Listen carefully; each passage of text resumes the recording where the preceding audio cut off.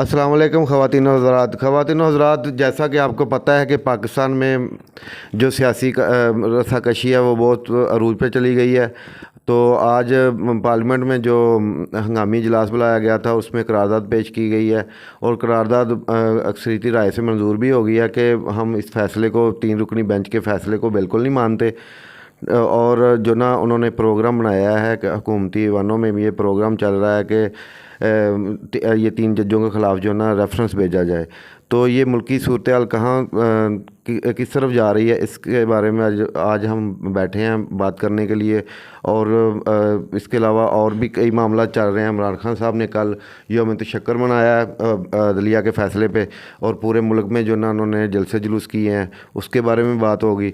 तो मेरे दोस्त बैठे हुए हैं बिलाल अनवर साहब, जिनकी आज सारा दिन इन बातों पे नज़र रही है। उनसे पूछते हैं कि ये बातें क्या कुछ हुआ है आज सारा दिन। चलते हैं बिलाल अनवर की तरफ। जी शुक्रिया तबस्सुम साहब। जैसा कि आज आपको पता है करारदाद उन्होंने पेश कर ली है। क्या आपको ये भी पता है कि करारदाद में कितने लोग शामिल थे? और इसके साथ जो वहाँ पे आज एक हाज़िरी रजिस्टर होता है जो पार्लियामेंट का, उसमें जिन लोगों ने हाज़िरी लगाई है 132 की तादाद थी उसमें। तो करारदाद तो पास हुई है। तो इसके साथ ये करारदाद कितनी मायने खेज़ है ये, और ये इसका क्या असर पड़ सकता है, ये सारी चीज़ें हम इस प्रोग्राम में आपके साथ शेयर करेंगे। तो चलते हैं, इस प्रोग्राम को आगे लेके चलते हैं। तो बसम साहब, ये सारी चीज़ें जो हैं ये सुप्रीम कोर्ट के फ़ैसले पे किसी तरह भी असरअंदाज नहीं हो सकती।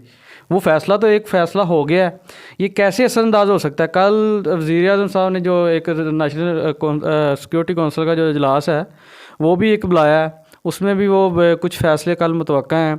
और उम्मीद है कि वो जो एक हमारी इस्टेब्लिशमेंट है या फ़ौजी अदारे हैं, जो सिक्योरिटी के अदारे हैं, वो एक अच्छा अपना ओपिनियन देंगे सारी सूरत हाल पे और मुल्क को इस बहरान से निकालेंगे। तो मैं तो यही देख रहा हूँ कि जो आगे आ रहा है, जो पीडीएम की जमातें हैं वो सारे इस सूरत हाल में एक नेगेटिव रोल अदा कर रही हैं, मुल्क को इंतशार की तरफ लेके जा रही हैं। वो किसी सूरत मानने पे, क्योंकि आज भी असद कैसर ने ना वो मुज़ाकरात की दावत तो दी है, लेकिन उस पर जो रद्द-ए-अमल आया, ख्वाजा असद साहब ने कहा जी ये बिल्कुल हम इस पर रद्द-ए-अमल, उन्होंने अजीब किस्म की बातें की है जी, इस सारे के इसमें सारा इमरान खान को निकाल दे फिर करेंगे जी मुज़ाकरात। ये कैसे हो सकता है कि एक पार्टी का हेड जो है उसको निकाल के मुज़ाकरात हों? तो वो तो नहीं किसी सूरत मुमकिन। तो ये मुज़ाकरात की तरफ तो आ नहीं रहे बिल्कुल। इलेक्शन तो होने हैं, सुप्रीम कोर्ट का हुक्म है इस पे। तो अब जो होना है वो तो तौहीन अदालत, तो पार्लियामेंट ने जो करारदाद है वो मुस्तरद की है। तो क्या ये जो है तौहीन अदालत ये सारे मेंबर पे लगेगी? तो इस पे राय यही है कि क्योंकि ये सारे मेंबर्स हैं, राय तो इसमें तौहीन अदालत तो सब पे नहीं लग सकती। तो हो सकता है कि ये जो चीफ़ एग्जेक्टिव होता है उस पर अदालत अपनी तौहीन अदालत की कार्रवाई करेगी और जवाब ये बनाएगी कि तो इस करारदाद को नहीं, इसको जो सारा मेरे ख्याल से जो मामला तो होने आगे चल के माली मामला जो करनी है, उन्होंने जो फ़ंड जारी करने हैं इलेक्शन कमीशन को 10 को, मेरे ख्याल से अगर जो उन्होंने फ़ैसला मुस्तरद करने की कोशिश की तो ज़ाहिर सी बात इन्होंने फ़ंड भी नहीं जारी करने। मामला तो उस तरफ जा रहे हैं, ना इन्होंने सिक्योरिटी के मामला तो को देखना है, ना इन्होंने फ़ंड जारी करने हैं। तो फिर वो मामला सारे इस तरफ जाएंगे कि ज़ाहिर सी बात है फिर उस पर 11 अप्रैल को फिर उन्होंने इलेक्शन कमीशन में भी एक रिपोर्ट जमा करवानी है कि अदालत में। तो वो ज़ाहिर सी बात है वो कहेंगे जी हमें फ़ंड नहीं दिए गए, हमें वो 20 अरब रुपये नहीं मिले, ना हमें सिक्योरिटी का प्लान दिया गया। तो ज़ाहिर सी बात उसके बाद फिर वो अदालत एक तौहीन अदालत की कार्रवाई शुरू करेगी इस चीफ एग्जेक्टिव पे। तो दूसरी तरफ 15 अप्रैल को मेरे ख्याल से जो निगरान हुकूमत है उसके भी वो पूरी हो रही है मुद्दत 90 दिन की। तो उसके बाद उसकी आइनी हैसियत क्या रह जाती है? तो इसमें मैं आपका ओपिनियन जानना चाहूँगा कि आइनी बहरान जो आ रहा है आने वाले दिनों में, उसमें जो पंजाब की निगरान हुकूमत है वो उसको आप किस तरह देखते हैं? 12 अप्रैल के बाद शायद वो जा रही है, तो उसको आप किस तरह देखते हैं? मैंने तो अपना ये ओपिनियन दिया है कि ये तौहीन अदालत की कार्रवाई तो होगी, ज़रूर होगी, इन लोगों पे होगी अगर ये फ़ैसला नहीं करते, मुज़ाकरात की तरफ नहीं आते, कोई अच्छा फ़ैसला नहीं करते और ये अदलिया के ख़िलाफ़ बिल्कुल एक तरफ इन्होंने मुहाजराई का भरपूर किस्म का प्लान बना लिया है, किसी तरफ भी ये नरमी नहीं दिखा रहे, मामला सिर्फ फुल बेंच की जानब जा रहे हैं जो फुल बेंच बनाए। फुल बेंच भी नहीं कहते, ये लार्जर बेंच कहते हैं। फुल बेंच वो होता है जिसमें 15 जजेस आ जाएं। ये 15 जजेस का मुतालबा नहीं करते, ये 13 जजेस का मुतालबा करते हैं कि जो 2 जजेस जो है जाजुल हसन और जस्टिस मुज़ाहिर नकवी साहब को निकाल के जो 13 जजेस हैं उन पे जो बेंच बनाया जाए, वो फिर फुल बेंच नहीं होता, वो लार्जर बेंच हो जाएगा। तो मैं आपसे ये जानना चाहता हूँ कि जो 12 अप्रैल के बाद जो निगरान हुकूमत का क्या रोल रह जाएगा, उसको किस तरह आप देखते हैं? इसमें अपनी राय भी शामिल करें ना। जी बिलाल अनवर साहब, आपने बड़े अच्छे तरीके से ये सारा दिन जो तारा उसको बयान किया है। तो ये जो निगरान गवर्नमेंट रह जाती है ना, उसके बारे में आइन यही कहता है कि वो भी ख़त्म हो जाएगी। उसके बारे में भी पीटीआई जो ना पटिशन दायर करेगी, बल्कि वो तो खुद ख़त्म हो जाएगी, लेकिन मेरे ख्याल में उसके लिए भी पटिशन दायर करना पड़ेगी, क्योंकि ये जाने वाले नहीं हैं इनसे। ठीक है, आज इसके बारे में फ़ाज़ चौधरी साहब ने बड़ी डिटेल के साथ जो ना इलेक्शन कमीशन को मुखातब करके जो ना प्रेस कॉन्फ्रेंस किया कि आप जो ना निगरान हुकूमत के बारे में भी सोचें। वो निगरान सेटअप जो ना वो जा रहा है, उसकी मियाद ख़त्म होने जा रही है, आप उसके बारे में भी सोचें कि निगरान सेटअप कौन सा लाना है। और इसके बारे में माहिर कानून दान अतजाद हसन साहब ने भी काफ़ी दफ़ा प्रेस कॉन्फ्रेंस करके बताया है कि लोगों को, और दूसरे अदारों को भी बताया है कि निगरान सेटअप का किरदार जो ना मुद्दत के बाद बिल्कुल बेअसर हो जाता है। ठीक है, तो उसके बारे में यही उन्होंने कहा कि लोग इनको धक्के मार के जो ना उधर से निकाल सकते हैं, वज़ीर आला हाउस से। तो ये सारी बातें जो ना ये अदारों को भी पता है, अदलिया को भी पता है, और जमातें तो ऊपर चढ़ी हुई हैं। ख़ास तौर पे पीटीआई जो है वो तो पटिशन पर पटिशन दायर कर रही है, और पटिशन वो आइनी दायर कर रही है। हम पीटीआई की साइड नहीं मार रहे, हम आइन की बात कर रहे हैं कि आइनी तौर पे उनकी पटिशन सही है, तो इसीलिए उनके हक़ में फ़ैसले आ रहे हैं। तो निगरान हुकूमत का जो ना कोई वजूद नहीं रहता मुद्दत के बाद। और दूसरी तरफ तबस्सुम साहब, जो केपी इलेक्शन है, केपी के इलेक्शन जो उसकी एक अलग से पटिशन एक तो उन्होंने कर दिया कि पेशावर हाई कोर्ट में, तो दूसरी उन्होंने सुप्रीम कोर्ट में भी कर दी है। तो लगता नहीं कि ये जैसे पहला जो पंजाब वाला फ़ैसला है, कुछ जजेस की ये राय थी कि ये जो फ़ैसला है इसमें सुप्रीम कोर्ट को अभी नहीं देखना चाहिए, ये मामला अभी लाहौर हाई कोर्ट में चल रहा है। तो कुछ जजों ने इस बात से इख्तलाफ किया था। और आपको नहीं लगता कि अभी कुछ ये अगर ये बेंच बनता है, अगर फुल बेंच बनता है या लार्जर बेंच इस मामले पर अगर चीफ जस्टिस बनाते हैं, तो आपको नहीं लगता कि वो ये मामला फिर भी आ जाएगा कि जो बेंच है, एक तो पेशावर हाई कोर्ट में भी ये मामला चलेगा और दूसरी तरफ ये मामला अब सुप्रीम कोर्ट में भी सुबह आ रहा है। तो इस पर आप क्या कहना चाहेंगे? असल में बात यह है कि ये प्रोसेस होता है ना, पहले वो पटिशन उन्होंने पेशावर हाई कोर्ट में ही दायर करनी थी, तो उधर से पास होने के बाद वो आएगी फिर सुप्रीम कोर्ट में। तो सुप्रीम कोर्ट में जब हेयरिंग होगी तो फिर वही रिज़ल्ट होंगे जैसे पंजाब के रिज़ल्ट आए हैं, इसी तरह का उधर से भी फैसला आने की तवक्का है। और इसमें कभी इम्कान ये है कि गवर्नर को भी तलब किया जाएगा। अगर गवर्नर ने तारीख ना दी और उन्होंने मतलब कि बात ना मानी सुप्रीम कोर्ट की, तो उन पर तौहीन अदालत लगने का भी चांसेस है। तो ये मामला जो ना बड़े ख़तरनाक होते जा रहे हैं। तमाम पार्टियों को मिल बैठ के जो ना इसका कोई हल निकालना चाहिए। हल तो बस साहब तभी निकलेगा जब माहौल कोई ठंडा हो। अभी के थोड़ी देर पहले खबर है कि वो अली अमीन गंडापुर को भी गिरफ़्तार कर लिया गया है DI खान से, वो एक अदालत में पेशी के लिए गए हुए थे। तो ये मामला तो ये किसी तरफ भी माहौल को ठंडा होने के दे ही नहीं रहे, खुद ही नहीं दे रहे। कुछ स्पेस पैदा करें, हुकूमतें जो होती हैं वो खुद स्पेस पैदा करती हैं अपोजिशन के लिए, लेकिन ऐसा नज़र नहीं आ रहा। अपोजिशन जो हुकूमतें हैं वो तो बस अपनी जो एक अपोजिशन है उसको बिल्कुल दबाई जा रही हैं, माहौल को बिल्कुल ख़राब कर रही हैं। पाकिस्तान तो बिल्कुल इस काबिल नहीं कि मामला इस तरफ जाएं कि वो आप देख लें डॉलर आज फिर उसकी प्राइस ज़्यादा हो गई है। तो हम तो यही उम्मीद करते हैं कि मामला किसी तरह बेहतर होने चाहिए, ठीक होने चाहिए। अब मैं तो इस चीज़ से हैरान हूँ कि ये अदालती कार्रवाई जो तौहीन अदालत की अगर होनी है या कोई भी एक्शन लेना, जितने इस तरह के बयानात आ रहे हैं गलत मलत, ये इन पे कोई एक्शन होना चाहिए, अदालती कार्रवाई शुरू होनी चाहिए।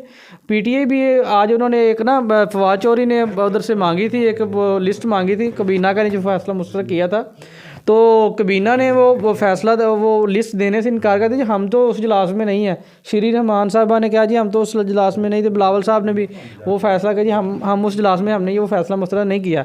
एक तरफ तो ये सारी बातें इस तरह की करते हैं, दूसरी तरफ ये फैसले को भी नहीं मानते।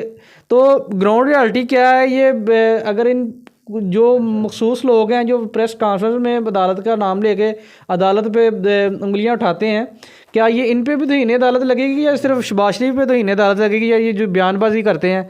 देखो ना इमरान खान पे भी तौहीन अदालत लगी थी और उन पे भी कार्रवाई हुई थी, जजेस पे गालियाँ वो जो सेशन जज को बुरा भला कहा था उस पर भी वो कार्रवाई हुई थी। बाद में उन्होंने माफ़ी मांगी थी, चलो वो मामला कुछ हल हो गया।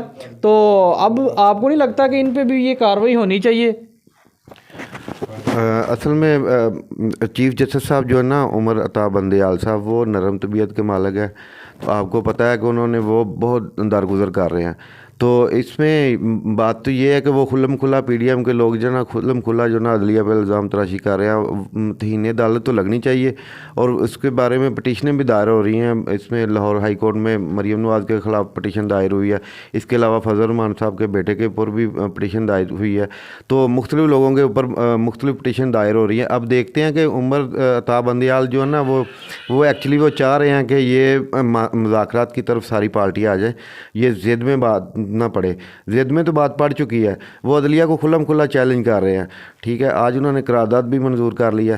तो अदलिया को कुछ स्ट्रांग स्टैंड लेना पड़ेगा, तो फिर ही ये मामला ठीक होंगे। बल्कि मेरे ख्याल में सारे अदारे मिल बैठ के अदलिया को भी किरदार अदा करना चाहिए, गवर्नमेंट को भी किरदार अदा करना चाहिए, और ख़ास तौर पे जो हमारा आर्मी का अदारा है उसको भी किरदार अदा करना चाहिए। और इन तमाम सियासतदानों को बैठा के एक दिन फैसला करना चाहिए कि इलेक्शन कब हो।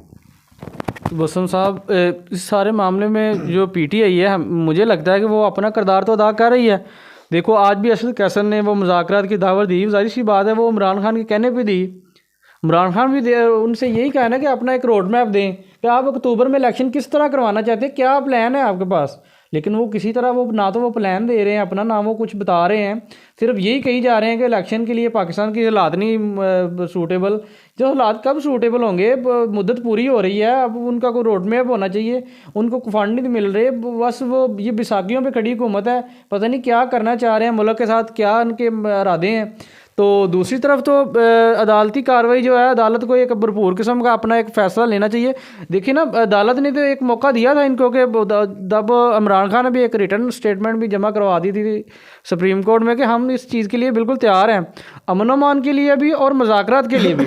लेकिन हुकूमती बेंचों की तरफ से कोई यकीन दहानी नहीं करवाई गई कि हम इस मुज़ाकरात करेंगे और ये सारे मामला खुद हल करेंगे। उन्होंने ये उल्टा ये कह के बात गोलमोल कर दी कि ये हम सुप्रीम कोर्ट के अंदर जी वो मामला नहीं ठीक है, आप पहले अपने मामला ठीक करें फिर हम अपने ठीक करेंगे। यार ऐसे तो मुल्क नहीं ना चलते।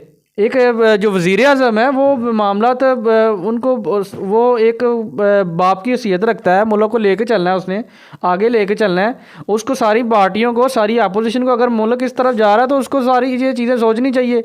लेकिन ये इंतशार जो कहते तो हैं कि ये इमरान खान इसकी वजह है, लेकिन ये इंतशार की वजह तो एक्चुअली खुद है।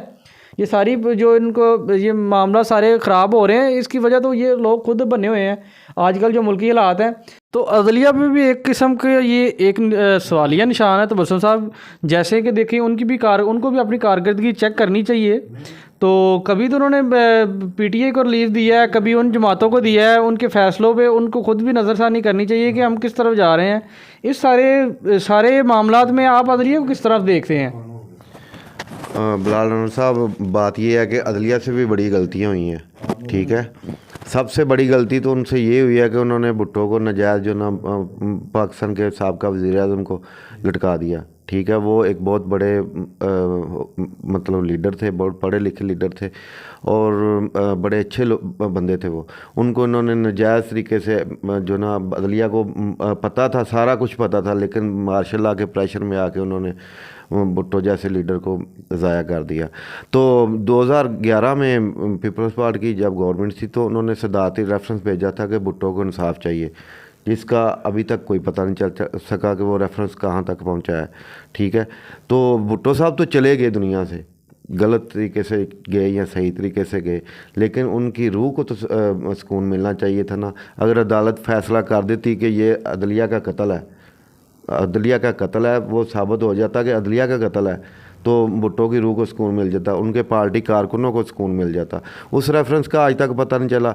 उसके अलावा और भी बहुत से सारे मामलात हैं जिसमें जो ना अदलिया के भी बहुत सारी गलतियां हैं। मसलन जब उन्होंने मुशर्रफ को ज़रिया ज़रूरत के तहत आगे बढ़ाया उसकी गवर्नमेंट को, उसके अलावा और कई मामलात हैं। तो आज खुद नोटिस तो इफ्तिखार चौधरी साहब ने बहुत ज़्यादा लिए, साकिब निसार साहब ने बहुत ज़्यादा लिए, लेकिन वो जुडिशरी का दौर बोला जाता है। नून लीग उसको जुडिशरी का दौर बोलती है और अपोजिशन उसको जुडिशरी का दौर बोलती है। मेरे ख्याल में अदलिया को भी जो ना अच्छे फ़ैसले करने चाहिए, मुल्क के लिए करने चाहिए, आइन के लिए करने चाहिए। और अगर जिधर को मुश्किल टाइम आता है नीचे लेट नहीं जाना चाहिए। और दूसरी तरफ जो कल खान साहब ने एक जो वो योम तशक्कर मनाया है, उसमें वाम ने बहुत बड़ी तादाद में शिरकत की है और भरपूर साथ देने का ज़िम्मेदार किया है। दूसरी तरफ खान साहब ने वो अपने उम्मीदवारों से टिकटों के लिए भी रब्ता करना शुरू कर दिया है, उनके इंटरव्यू करना शुरू कर दिए हैं। तो एक पीटीआई तो इसको की तैयारी जो है वो तो भरपूर किस्म की चल रही है। तो लगता तो यही है कि अदालत ये इलेक्शन करवा के दम लेगी, चाहे ये इनकी गवर्नमेंट रहती है या नहीं रहती, या इन पे तौहीन अदालत लगती है, जो भी होता है। तो अगर ये हुकूमत अमल दरामद नहीं करती तो सुप्रीम कोर्ट किस तरह ये इस चीज़ पे अमल करवा सकती है? इस पर भी थोड़ी सी रोशनी डाल दें। देखें जी, इमरान खान साहब की पार्टी तो बड़ी चार्ज पार्टी हो गई है, ठीक है। पाकिस्तान तहरीक इंसाफ ने कल भरपूर मुजाहरा किया, 75 शहरों में उन्होंने जलसे जुलूस किए हैं। लाहौर लिबर्टी चौक में किया, कराची में किया, रावलपिंडी में किया, मतलब पूरे 75 शहरों में उनका प्रोग्राम था।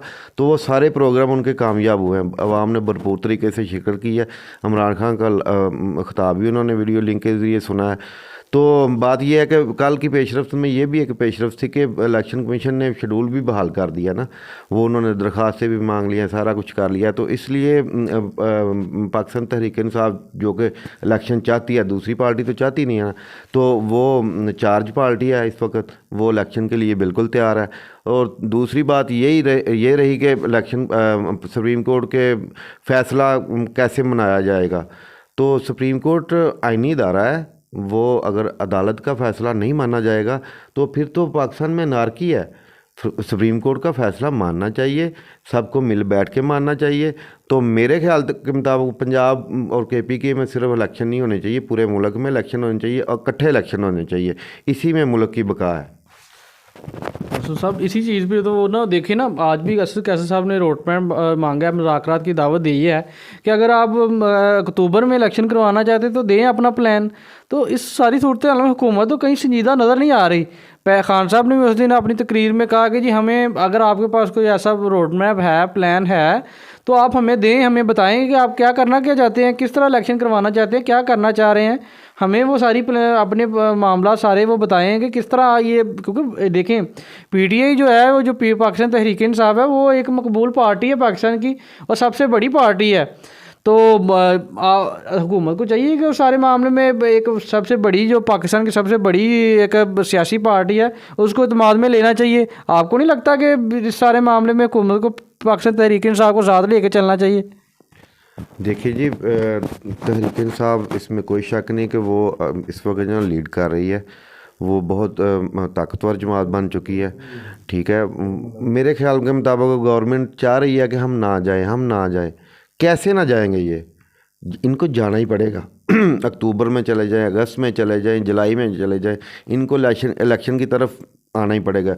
ये एक जमहूरी मुल्क है, तो जमहूरियत तो इलेक्शन के साथ ही होती है, ठीक है। तो इनको जाना ही पड़ेगा।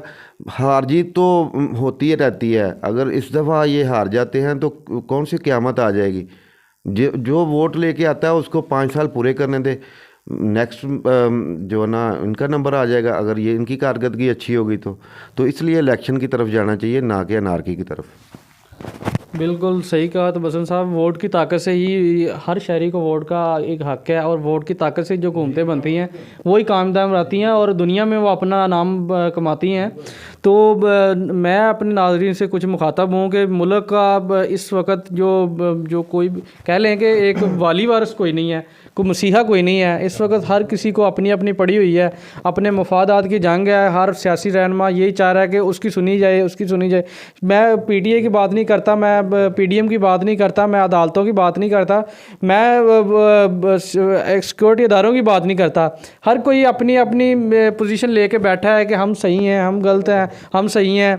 तो ये चीज़ें बहुत ज़्यादा मायने रखती हैं कि हर अदारे को अपनी एक आइनी हद में रह के, हदूद में रह के एक किरदार अदा करना चाहिए, भरपूर किस्म का किरदार अदा करना चाहिए और मुल्क के लिए करना चाहिए खालसन। तो इसके आज के प्रोग्राम के साथ आज हम आपसे इजाज़त चाहते हैं। इंशाल्लाह नेक्स्ट प्रोग्राम में आपसे फिर मुलाकात होगी। अल्लाह हाफिज़।